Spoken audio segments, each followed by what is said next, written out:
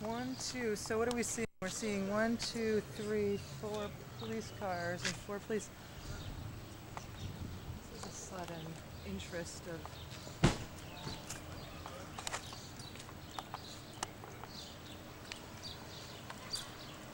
Is this the wrong side of the parking zone or what's going on?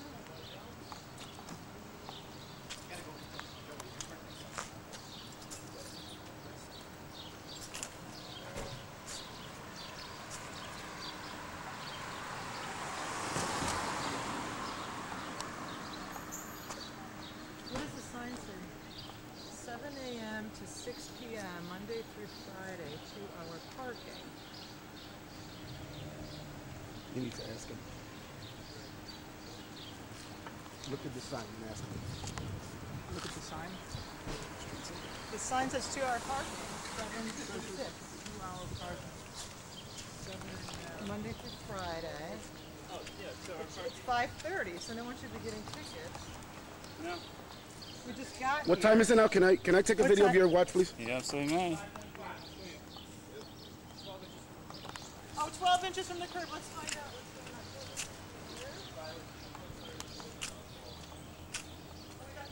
going on. Andy, you should get on the horn and call. You should call News 10. You really should. This is ridiculous. It is. You should get on the horn with somebody.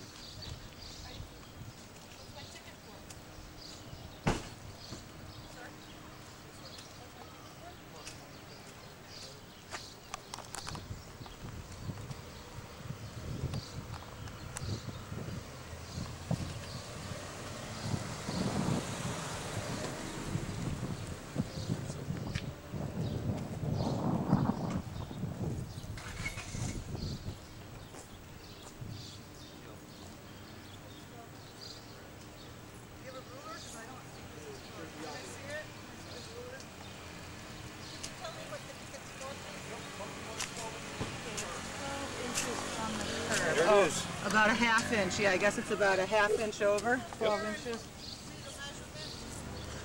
It's a clear retaliation, guys. I've been here for 2 years. I've never had. Clear retaliation. Got a lot of civilians. It's clearly a retaliation. Don, We don't think this is going out regarding the parking. you got that rolling, right? Yeah. Hold this one. Yeah, you're right. It's about what?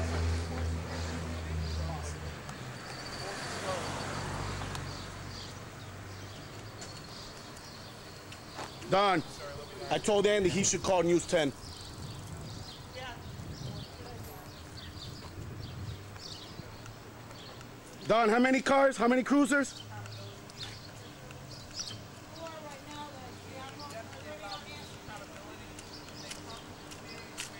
Is he laughing? Is this officer laughing?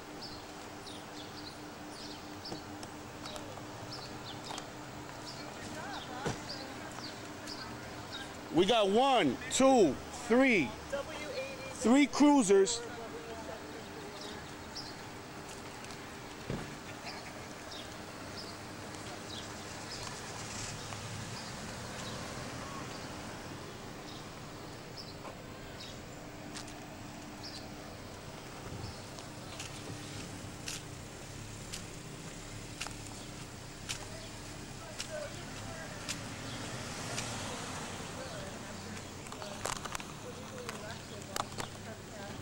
What you're witnessing is Rochester police officers taking out a clear retaliation to the case of Emily Good. Ironically, the timing couldn't be any more interesting while we're having a meeting for Emily Good. Basically, 4 cruisers have pulled up to the scene of the squirrel and have basically pulled out rulers and have ticketed several vehicles. And this is how the Rochester police gets down.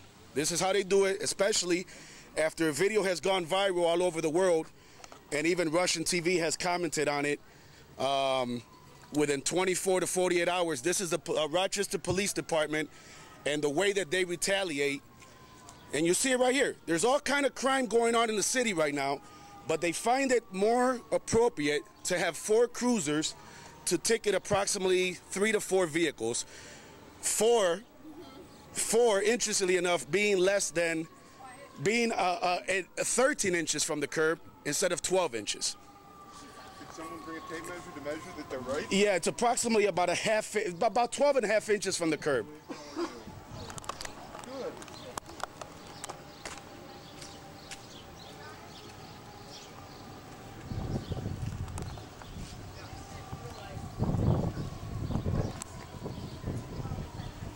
You're rolling yours, right?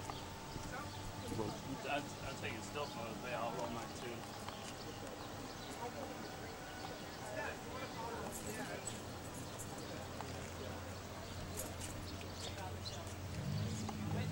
Right now, we're witnessing retaliation and intimidation happening all day to those who have spoken out against this injustice. And we're not going to stand down, and we're not going to stop our meeting, and we're just going to have to bring our rulers when we go parking next time. Was it 12 and a half? Did I read that? Yeah, it was 12 and a half, maybe 13 inches a So couple with all of the times. crime going on in the city of Rochester We have as we 4 speak, officers we have here 4 in front of the officers, Flying Squirrel Community Center, taxpayer money, really to intimidate to us, ticket about 4 vehicles. to harass us, to let us Interestingly, know in they front know of what's this- going on here, that Exactly. we're supporting Emily Good in this case, and we're speaking out about Rochester police misconduct and abuse and unlawful arrest, and they don't like it, and this is what happens. And other things have happened too. We won't even, that's off the record. But it's been a long day of an intimidation by the police. Let's leave it at that. And they know what we're talking about. So we have, again, to recap, 1, 2, 3, 4 cruisers. And they came a half an hour into the, right when the meeting was going on. For Emily Good.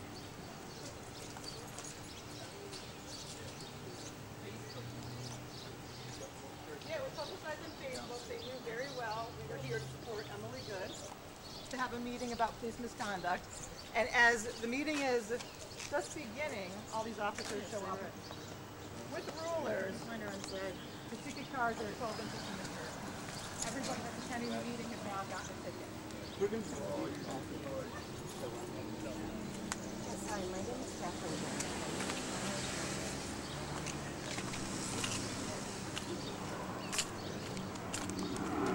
Yes, this car was 12 inches.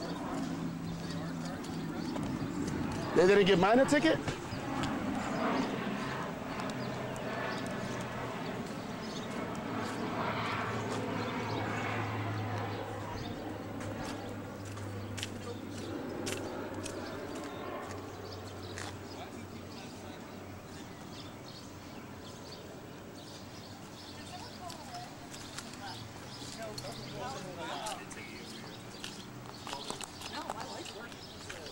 Look how close I'm to the curb. It pays to ride the curb and not know how to drive your car. I ride that baby. Did anyone respond at all to the questions? People were asking the cops questions. Yeah. What they said, we had a lot of Civilian. About parking bar.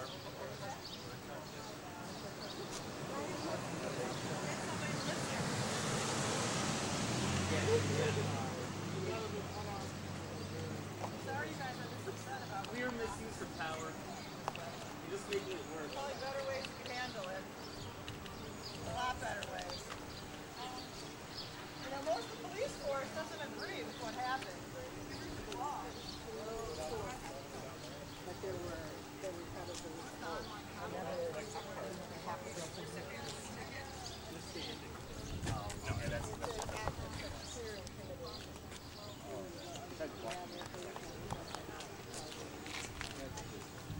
Oh, are they actually putting them too? Yeah, just so you know, everything seems like it's okay right now. In the middle of the meeting, and there's 5 or 6 cameras rolling, the Rochester Police Department rolled up 4 or 5 cruisers and started giving tickets to all the cars that are at the meeting because they're a little bit more than 12 inches from the curb. Fíjate que petty es el police department aquí en Cochete. So we're calling the news and everybody. They ticketed my car and everybody else's car because my car is 12 and a half inches from the curb instead of 12 inches. They came out, Right. Right, I know. All right. They wouldn't comment. So we should continue our meeting. Yeah, let's continue the meeting. Should we That's what they really want to Did do. anyone contact any media? They want to disrupt us from having an intelligent, thoughtful conversation about this. And get I'm sorry, who did you contact? I'm sorry, ma'am. Contacted TVA. Okay, I'm about to do the whole list. thank you. Yep. If you need, obviously, 232-1010 is an easy one because it's 1010, but it's News 10 NBC and Brett Davidson. You can ask directly for him. Which one is that? 232-1010. All right. Why don't Well, we Brett go did a on in? story already, so he Yeah, might. good point. 232-1010 is News 10 NBC. Okay. And that is. I should ask for Brett. I got Brett Davis? Brett Davidson, if he can, Okay, I'll just explain the situation. Yep, Okay. you're doing great. Thank you, babe. Yes, hi. Yeah, one person out with the camera, but David, with all your experience, I think you should stay in. And another thing, they're trying to disrupt this meeting. Exactly. And we can't. Okay, let that this is in the middle of the meeting, and right across the street you see a police cruiser. As we're looking out the side door, help me with the street there. That's Troop Street, and there's a cruiser right there, as you see on the camera right They're now. making their presence known through the open door that they're there. Who knows what kind of surveillance that they can have, because there's a lot of audio devices they can pick up inside. Exactly, true. So they might want to participate in this meeting. So let's get the meeting going. And continue, like, we'll just, how are we feeling right now? And, It's so stupid. It's hard to understand why they didn't do it. I want them all fired. too. I want them all fired. People like the door open or closed or. I kind of love that breeze. I get to suffocate. Is everyone okay with you? Yeah, I ain't no problem. Yeah. Yeah. We all know the deal now. Yep. Yeah, we all know the deal now. Okay, so, Make up things to hide. Ryan, yes, and then David. Yeah, for me, just like the police intimidation just shows how much of an impact this is having, and I just feel like, we just need to first, like, understand that, even though Rochester police do worse things than they've done to Emily on every single day, like brutalizing people, violating people's rights, and even more intense ways, rarely do they have a national. Are they under the national spotlight?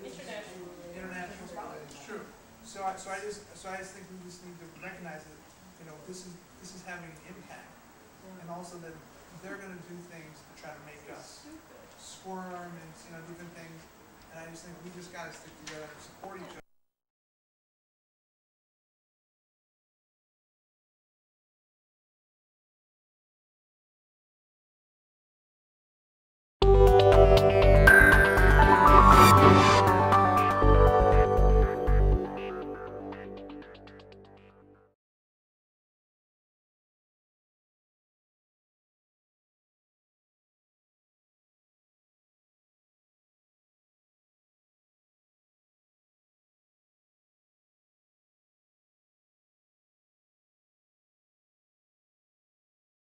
Hello and welcome to NewsClick. I'm Paranjoy Guha Thakurta in New Delhi. On the 11th of June, journalist Jyotirmoy De was brutally murdered outside the residential complex he lived in Mumbai, in broad daylight. De was one of the finest crime reporters in this country. He was known for his investigative reporting. And 2 weeks after his death, there is considerable speculation as to who were responsible for his death. I have with me here Sachin Kalbag. He is the executive editor of Midday Mumbai, the newspaper for which they used to work. Sachin, thank you so much for coming here. When you look at the circumstances under which De was brutally murdered, what was your reaction when you heard that something like this had happened, and what were the thoughts that went through your head, and why do you think he was targeted? These are the first few questions I want to ask you. Yeah, first of all, I was shocked. I mean, as any editor would be, any colleague of J-Day was, it was completely unbelievable that in a city like Mumbai, an investigative reporter of the stature of J-Day would be murdered. My first reaction was, oh my God, which story has he done that, that culminated in his murder. And the more I think about this, about what stories he's done, what investigative reporting he's done, the more I think about it, and I think that there could be hundreds of people who could be responsible for this. I mean, he had done various stories on the underworld, police corruption, bureaucratic corruption, the mafias. The Mumbai, apart from being the commercial capital of India, is also possibly the mafia capital of India, because there are all kinds of mafias. There's the water mafia, there's the sand mafia, there's the oil mafia, there's the adulteration mafia. Tell us a little bit of some of these investigative reports that they did, which perhaps, would certainly have antagonized very, very powerful and influential elements within the underworld. That's my point. It's not just the underworld who may have been responsible. There are, there are elements in society in Mumbai, whether they are builders, whether they are people who are engaged in the water trade, whether they are people engaged in the oil trade. They're not necessarily the underworld in the classical sense of the underworld, but they are now these sectors have become so criminalized, and the organized crime in these sectors is so rampant that it could be anybody. Recently, he had done several stories on builders, inconsistencies in the legalities of certain buildings.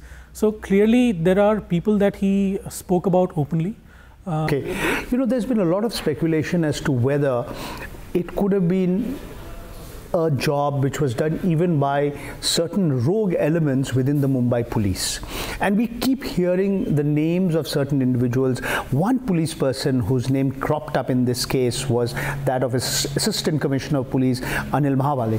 But he himself denies that he has nothing to do with it. What are the possibilities that it could be not just the mafia, but elements, corrupt elements within the police department of Mumbai who were unhappy with the kind of investigative reports that they was putting out in your newspaper? The case of Anil Mahabale is very intriguing.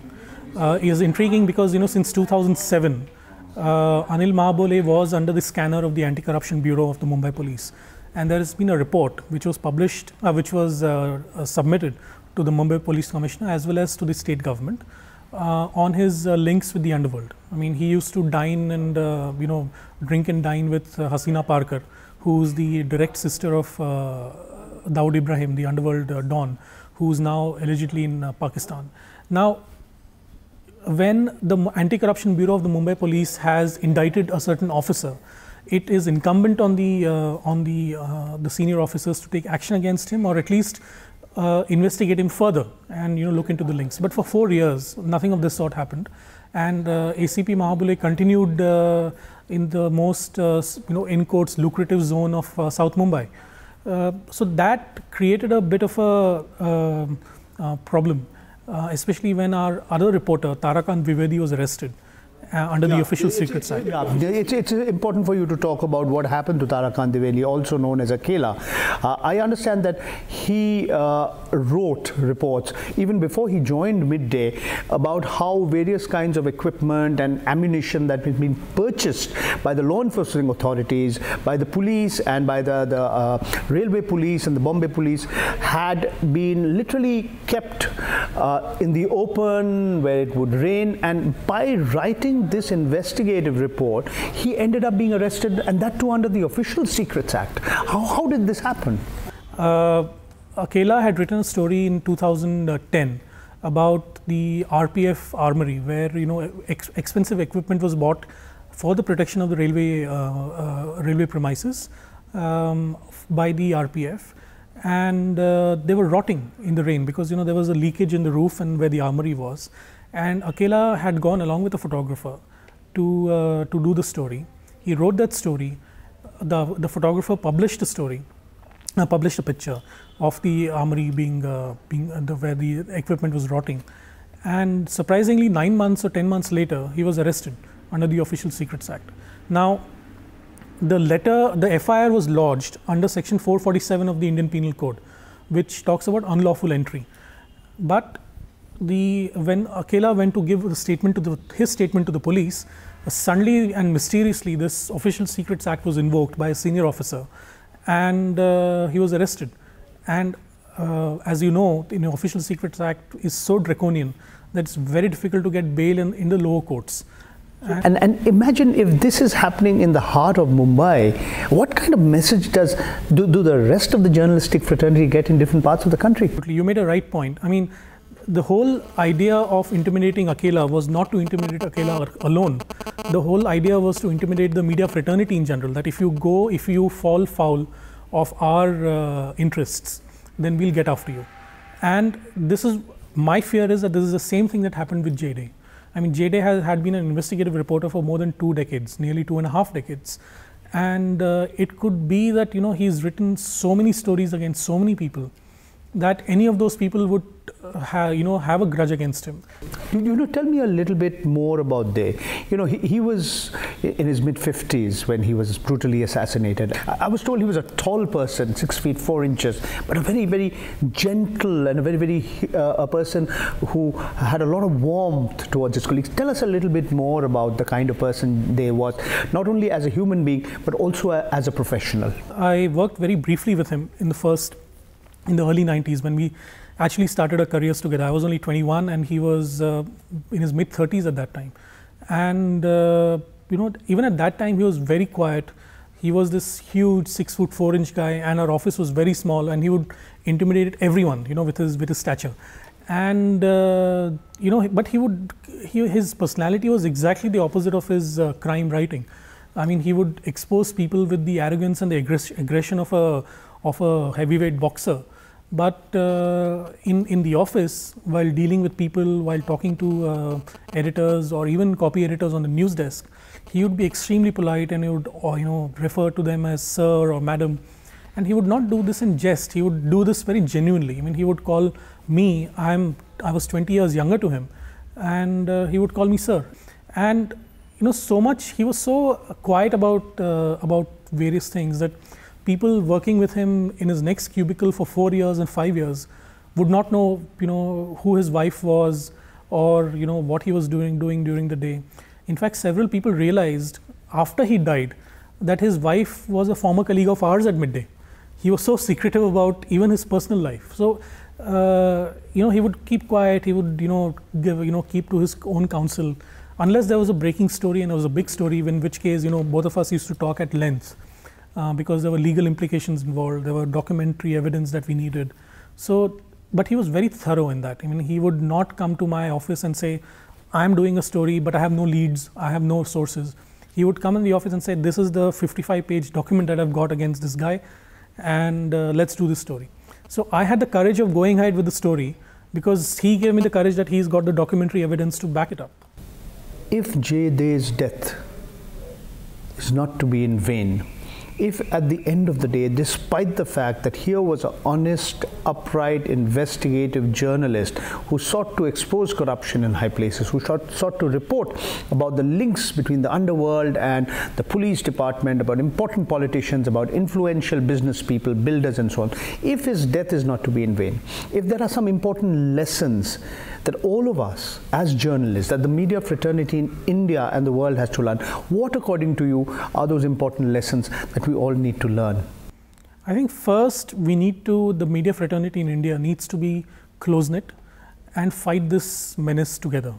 Because right now, with the economic boom in the country, the economic interests of certain sectors has grown so wide and so big that it's actually difficult for a newspaper like Midday, a mid-sized newspaper like Midday, to fight it alone. Or in the case of IBN Lokmat, when its offices were attacked 2 years ago, or any of the individual journalists in the rural areas or the so-called B towns are attacked.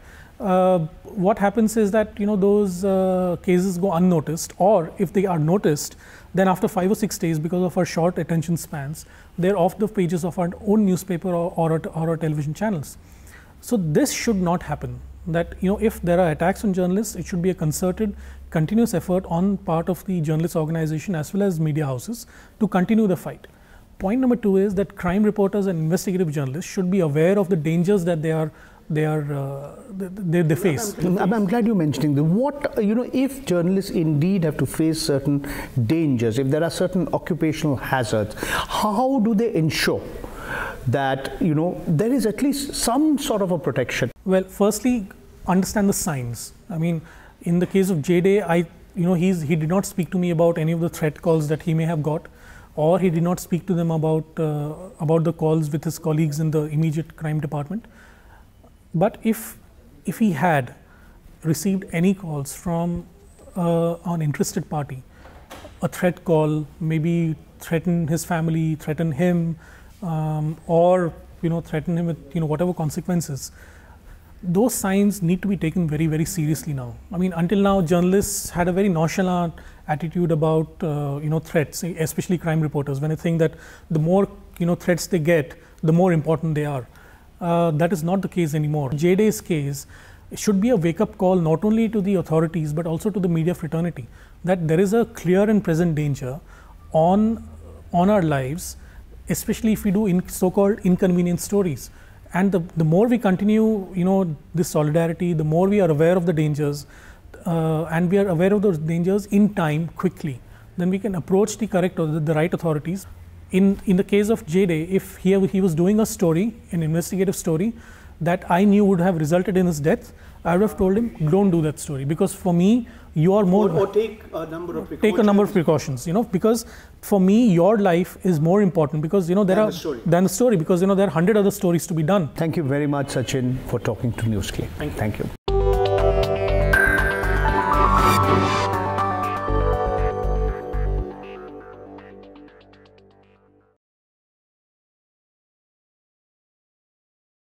This project is not here's a lot of data, let's quickly mine it for quotes and push it out. This is a proper investigative project where the data is informative, but it isn't going to make the story, it's going to guide the story.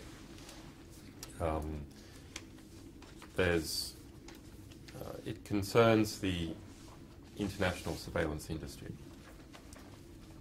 And the international surveillance industry is something that I was following in detail about 10 years ago, but looking at this data and some other things that have come my way, it is clear that it is now metastasized into something that is really quite extraordinary.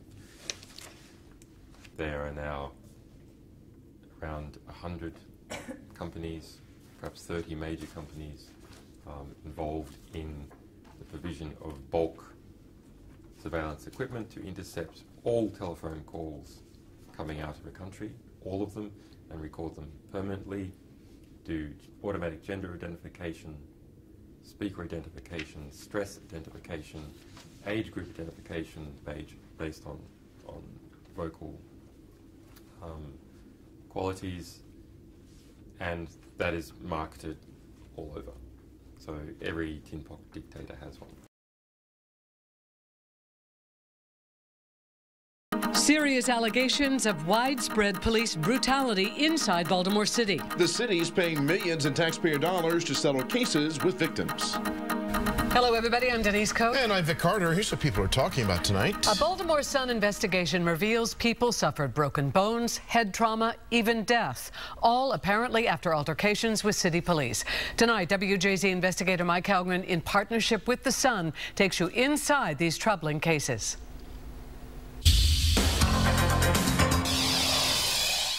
For years, Baltimore City Police have grappled with excessive force complaints. Now, an exhaustive Baltimore Sun investigation reveals more than 100 people have won settlements and judgments that, along with legal fees, cost city taxpayers $11.5 million over the past 4 years.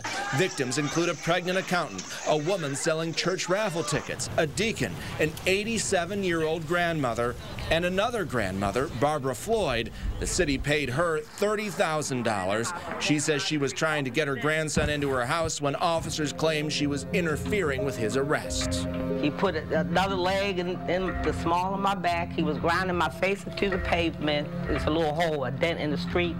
the whole print of that hole was in my face. I thought I was going to die. Stay down, stay down, stay down, stay down, stay down, stay down, stay down. This man, who asked WJZ not use his name, claims officers arrested him without cause, then attacked him while he was handcuffed, upset that he fidgeted in the back of a patrol car. Did you think you were going to die? Yes, I thought I was not going to make it that day. For what happened here, he got $170,000, all paid for by Baltimore City taxpayers. Stay down, stay down, stay down. The Sun found troubling patterns. Many of the same officers were involved in case after case of excessive force. In almost every case, prosecutors and judges dropped charges officers brought against citizens. And even after big payouts, the cops routinely kept their jobs. The court files and the transcripts, they show a lot of severe injuries: broken noses, broken arms, broken legs, broken jaws. But the Fraternal Order of Police contends officers are not brutal, and many people file frivolous lawsuits to take advantage of them. As for the city's response, we have made it very clear that any cases brought to us, any allegations of police misconduct, whether it's criminal, whether it's administrative or excessive force, we will investigate it to the fullest. In a recent WJZ interview, Police Commissioner Batts said he will not stand for brutality at the hands of his officers. I will not tolerate misconduct. That's building trust. So I can't be held accountable for the history of this organization or where it's going, but for the future, we're going in the right direction. Many of the victims believe the trust is gone for good. I don't trust them. Not the ones in this area.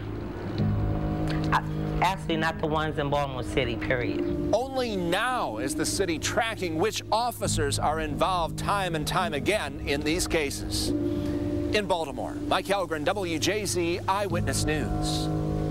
Well, as for the mayor, she says she will not tolerate law enforcement officers acting outside the law. Tonight, the attorney for a man who says he was beaten by Baltimore City Police has released more video of that incident. The video was taken outside of the Melba's Place bar on Greenmount Avenue in Waverly early Tuesday morning of last week. You can see officers struggling with the suspect, Jamar Kennedy.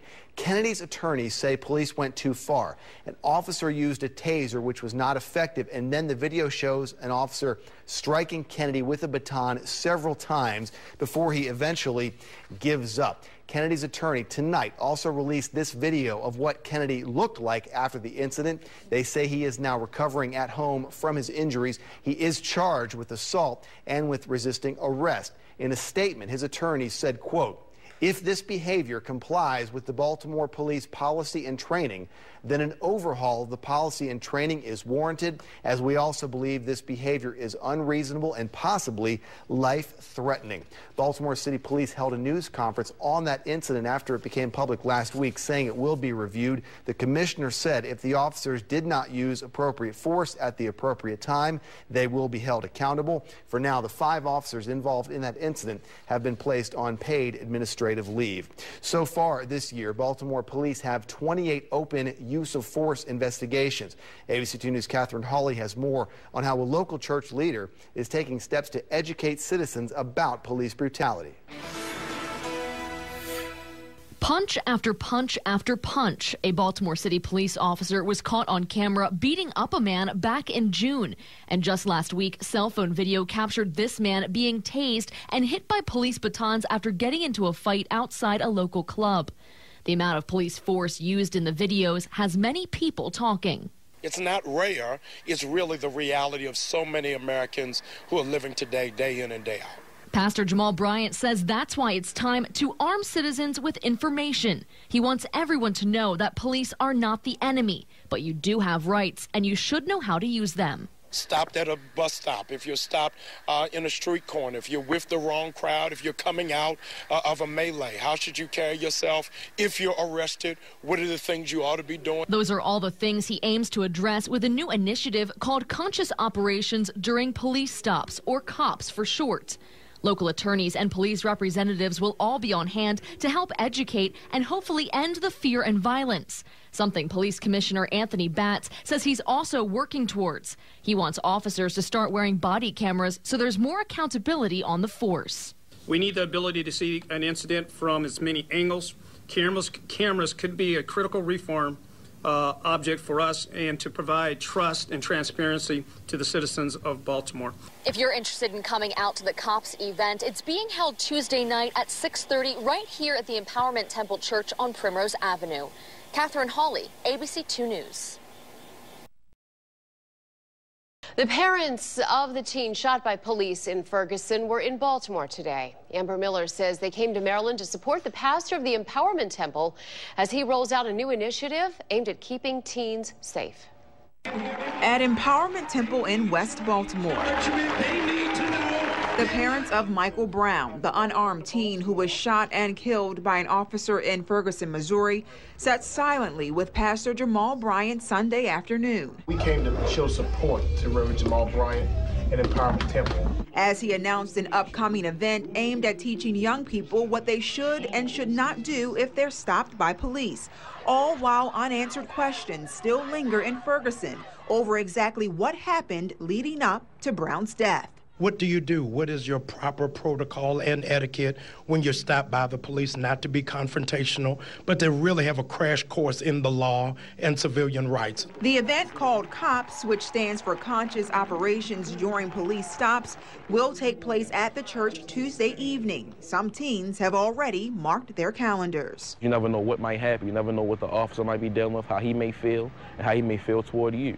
So you're just scared to talk to police officers, scared to be around police officers, and it makes you just all around just scared, just to be on the streets. Several attorneys will be on hand answering questions and encourage parents to also attend. In Baltimore, Amber Miller, Fox 45 News. Topics scheduled to be discussed at the event include racial profiling and Fourth Amendment rights. The event will take place at 6:30 Tuesday evening at the Empowerment Temple in West Baltimore. The police beating of a man that was caught on camera here in Baltimore has led to the suspension of an officer and the possibility of criminal charges. The attorney for the man who was punched by police in this video says a small group of officers are creating a big problem for citizens. This is an ongoing problem. There are only a few officers that are doing this, but they seem to be the ones that are playing on our community. The incident has prompted Baltimore's police commissioner to call for all city officers to wear body cameras. Well, more violence overnight in Ferguson, Missouri, where protests continue over the death of an unarmed teenager shot by a police officer. Late Saturday night, shots were fired at 2 Ferguson police officers, one receiving non-life-threatening injuries. Police say the shootings are not connected to the protests. In the meantime, the parents of Michael Brown paid a visit to Baltimore. WJZ is live. Rochelle Ritchie with a local pastor's effort to protect citizens from unwarranted police attacks. Rochelle?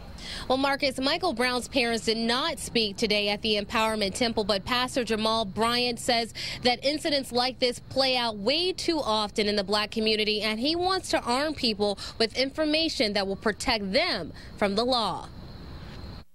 The death of 18-year-old Michael Brown sparked outrage across the nation after he was shot multiple times by Officer Darren Wilson on the streets of Ferguson, Missouri. The parents of Michael Brown paid a visit to Baltimore City's Empowerment Temple Sunday morning. Their grief has become a nationwide discussion and a channel for Pastor Jamal Bryant to push for better relationships between cops and citizens. We're seeing a trend across the country about abuse of power that is happening to African Americans at the hands of police. Baltimore City, no stranger to alleged police brutality. In July of 2013, Tyrone West died while in police custody. Witnesses said excessive force was used. An independent review concluded that was not the case. And in June of this year, an officer who has since been suspended was caught on surveillance video punching a man multiple times. Police Commissioner Anthony Batts says he is aware these incidents negatively impact relationships between the community and his officers and is hoping the city will approve the use of body cameras to keep everyone safe and accountable. That's why we need cameras, to see what's taking place, so everyone, not only myself, but the residents and the citizens see what has taken place so they can have confidence in their police organization. Pastor Jamal Bryant is hoping through his COPS program, city residents and officers will develop a relationship of trust and respect as opposed to fear and violence. Tuesday at 6:30, we're bringing the whole community to arm them, not with weapons, but with information, so that they'll know what to do when I'm stopped by a police officer, when I am accosted, what should I say, and what are my rights. Now, attorneys from throughout Baltimore City are expected to be at Tuesday's event to educate those on their rights. I'm Rochelle Ritchie, live tonight, WJZ Eyewitness News. Thank you, Rochelle. And the officer who shot and killed Michael Brown has not been charged. Well, in light of some new video being released of an alleged police beating outside a bar in Waverly, police are now talking about how police brutality situations are handled. This video was taken outside Melba's Place, a bar on Greenmont Avenue. Jamar Kennedy says police used a taser on him and then hit him with a baton several times. Now, this most recent video has lawmakers considering body cameras for police officers, and the deputy commissioner says he thinks it might make officers think twice about their actions. You need to operate as if you're always being watched and you're always being videotaped. And we encourage folks to videotape us, to watch us, to film us, because if you're doing things by the book, if you're acting within the legal rights, within your rights and constitutionally, there's no need to worry about being filmed. Now, Baltimore City Police held a news conference on that incident last week, saying it will be reviewed. The commissioner said if the officers did not use appropriate use of force at the appropriate time, they will be held accountable. 5 officers involved in the incident have been placed on paid administrative leave. So far this year, Anne Arundel County detectives have made arrests in 8 out of 10 homicides. Recent videos of police officers striking individuals has state lawmakers demanding a lot of answers from Annapolis tonight. The police department does not dispute that. Deputy Police Commissioner Jerry Rodriguez admitted today the force never tracked officers or the money involved in settling cases where police brutality is alleged. A lack of transparency often perceived by the public was also brought up. We want to abide by the same mandates that we tell our officers. Don't break the law in order to enforce the law. We're not going to violate an officer's rights in order to be transparent, but we will hold them accountable. A few weeks ago, the mayor indicated she'll take this all the way to the state capitol if that's what's necessary to bring about change in the city's police department. New details tonight in the case of alleged police brutality at the hands of police. Cell phone cameras caught the brutal beating of a man who claims excessive force. And WJZ is live. Rochelle Ritchie has that video. Rochelle? Well, Denise, the victim's attorneys say that police use life-threatening actions. Now, Baltimore City Police actually released parts of this video last week. This new video was released today. This is the new cell phone video showing the beating of Jamar Kennedy outside of Melba's Place. Kennedy is the man in the white T-shirt. His back is to one officer who uses a baton to hit him multiple times. As he is kneeling, he is tasered. The result of this altercation, a bloody mess. Pictures show Kennedy bleeding from the face and with a swollen eye. Baltimore City Police promising to investigate the incident thoroughly. We have not, and I have not come to any conclusion at this point.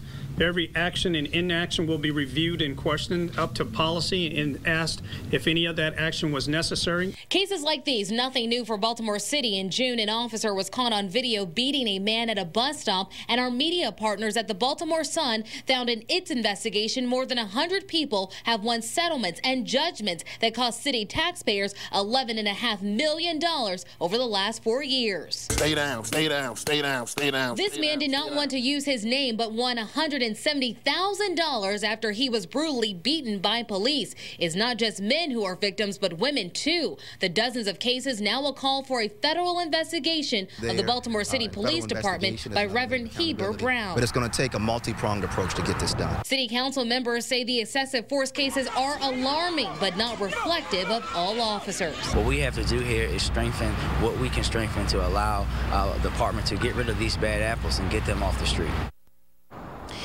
And the officers who were on paid administrative leave following the beating of Jamar Kennedy returned to work today. We're live. I'm Rochelle Ritchie, WJZ Eyewitness News. All right, thank you very much, Rochelle. And WJZ did reach out to Baltimore City Police about this newest video. They say they are reviewing the footage.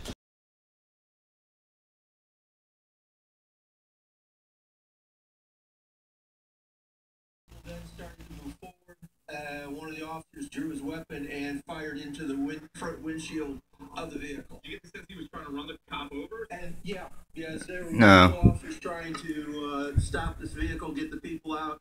and the driver was not going to let that happen. Now we still don't know the reason. So the police killed another person. That female suspect is in the hospital. We don't know her condition at this time, and we're still waiting to hear more from the police out here. For now, live at Dearborn. Because they pulled somebody over. They tried to pull him out of their car. The person didn't want to come out of the car. Probably as they were pulling him, their foot came off the brake or something. The car rolled forward, so they shoot him to death. This is the people you've hired and pay with your tax dollars to supposedly protect you. And this is how they constantly are protecting you. They're killing you. Okay? They don't care about your protection. They care about your effing obedience. You people ain't figured this out yet, you know. The whole damn country, all the crooked scandals, all the corruption, all the lies, all the deceit, all in your face. Satanic rituals is your entertainment. Terror has become a normal day of life, and here's your terrorist. Did Trenton police go too far? Of course they went too far. They always go effing too far. These are power-hungry, fucking full of themselves, egotistical fucking dumbasses. Minions that will find any excuse to victimize you. Did you run that stop sign? Get out of your car. You don't want to get out of your car? Well, fine. Bang, bang, bang. Oh, what are you doing? Here, I got my dog here. My hands on my gun. All for this lady here. Right? But, of course, she's lucky she made it out alive, at least. Here's this one over here. What's he got in his hand? Got his gun already in his hand? Yeah.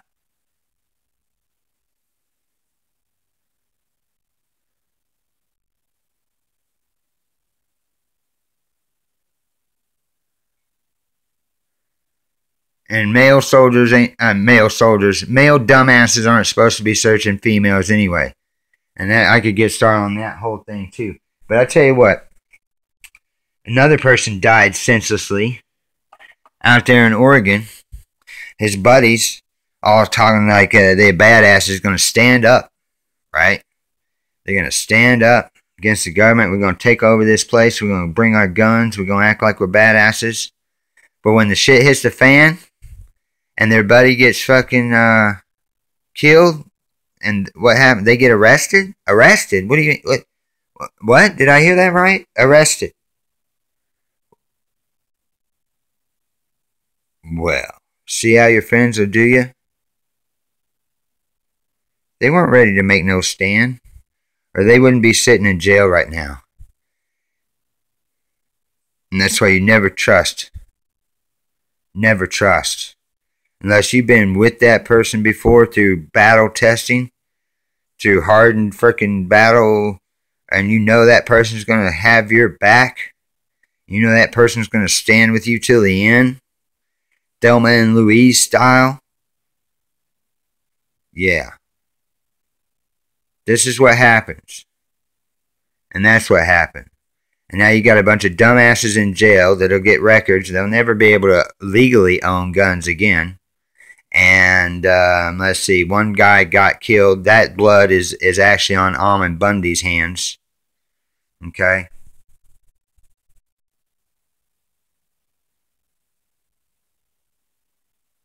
During the arrest of Almond Bundy. Why did Almond Bundy give up? Thought you were there to make a stand. You want to be a martyr? You want to be a badass? All you dummies. Look what they did to you. As if you didn't know this was going to happen, especially when I heard, oh, we don't want no more guns at our community meetings. Well, then we're not coming to community meetings because that's a setup to get arrested. And sure enough, in between transports, they were fucking roadblocked in. I don't even care what this dude's saying because these cops are fucking pieces of shit. Every single one of you fucking cops out there. Here's the people arrested. Occupiers arrested. Peter Santilli is part of the group. And this is what happens, see? And now what you going to do? All you people that's talking shit?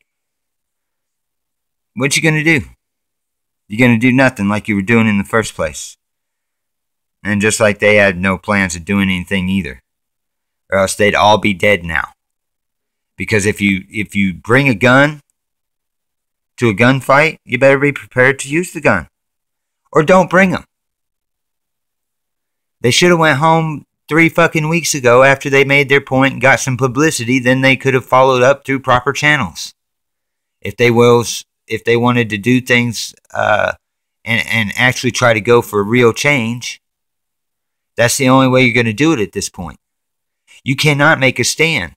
I don't care if you had 100 militiamen out there. Half of them are going to do exactly like they did. They're going to throw down their effing guns and they're going to give up. The beta test was Katrina, folks. And you saw what happened. And it ain't going to change. So don't fall for the bullshit. You know, the time to break out the guns will be after they've already broke out their guns. When the war is in full blast. But I've told you people hundreds and hundreds of times ever since I come to this damn YouTube thing. Years and years ago. The only solution is to stop participating. You people out there, this and that, talk about want to do this, want to do that, this and that. It's all you got to do is throw away your fucking credit cards. Take your money out of the bank. Spend it for things that you need to set yourself up to be self-sustainable. And live the way that you were meant to live by the Lord God on this planet. And quit falling for Satan's deceptions and lies and participating in his system. And that system is everything. This is his world you're trapped in. And as long as you participate, as long as you pay your taxes, file your tax returns, shop at your Walmarts, run up your credit cards, play the banking game with your fiat fake currency in your usury debt slavery, you will always be a effing slave. So these boys have been neutralized. Permanently neutralized. Because from here on out, they will be branded criminals. Just like I've been branded since I was 13 years old. That's right. 13 years old, I have a felony record. I did half my adolescence in fucking institutions, treatment centers, and facilities, and I've done over 10 years in the penal system. Adult. For drugs and guns. Which neither one are a crime. Not a real crime. They're victimless. And I have the right to bear arms. By God has given me that right. Not the piece of paper. No, no, no. The Bill of Rights and the Constitution, those are just pieces of paper. They mean nothing. Only what they say is what means. And that say, that word, that liberty that it inscribes is yours, whether the piece of paper is there or not. We're talking about God-given rights, and they've taken them all away from you, and they've tricked you all, and you participate daily, every day. And you let them rape you in the municipal courts every day. You let them take your money. Our schools, the water's bad in Flint. The schools are failing. The roads are failing. They keep asking for more and more money and this and that to fix things that they should have already been upkeeping anyway, as our government should have been working the way it was supposed to work. But since it's not a real government, it's a corporation, and you don't even live under real laws. I mean, I do not know what the hell is wrong with you effing people out there. And I am talking to every single one of you, even if you think you're awake. Okay? You gonna go vote for Trump this year, dumbasses? You think that's your savior? Save yourselves. I'm out.